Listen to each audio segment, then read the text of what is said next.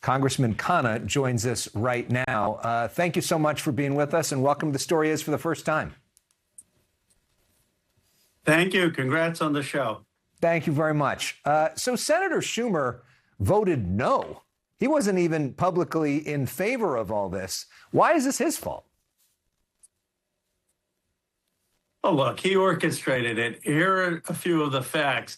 Senator Shaheen was on this morning saying every negotiation was run by him every day. His number two, Dick Durbin, voted for it. And then did you notice that all 8 senators who voted for it were not up for re-election in 2026? That's not a coincidence. This was done with Senator Schumer's blessing. I think people are more upset that he doesn't just come out and say that. And if you're not going to lead in stopping premium hikes on health care, in preserving the Affordable Care Act, then it's time for you to step aside. Step aside from Congress altogether, as in leave New York right now, or just not run for re-election?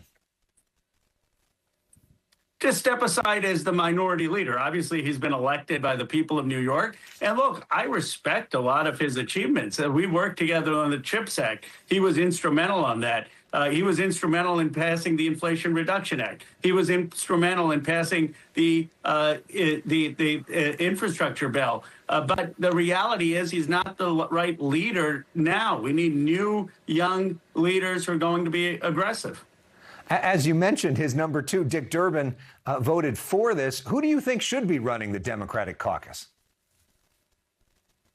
Well, look, that's for the senators to decide. I think it's enough that a House member has called for the minority leader to step aside. But I'm just expressing the frustrations of a lot of Democrats who, after Tuesday night, wanted us to fight. Look, there are good people like Chris Murphy, people like Chris Van Hollen, Elizabeth Warren, but I'll leave that decision for the Senate caucus.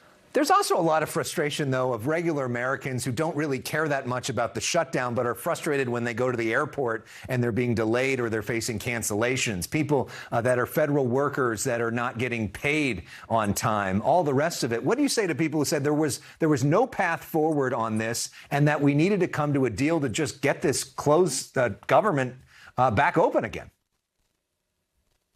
Well, first of all, I share their frustration. I was struck at Fort Worth Airport yesterday for 6 hours. I was flying into Raleigh-Durham, and the planes kept getting delayed. I get it. But you know what happened? While I was there, someone ran up to me, and they showed me their phone. They said their father is a taxi driver in Arizona, and their premium for their father, who has cancer, is going up from $44 a month to $2,600 a month, going up in $600 deductible to $6,000 deductible. That's what we were fighting for. We could have had a single-issue vote on extending SNAP benefits, on paying our troops, and on paying federal workers. I always said I would support that, but we did not need to pass a budget on the backs of the 20 million Americans whose premiums are going to go up and who may lose health care.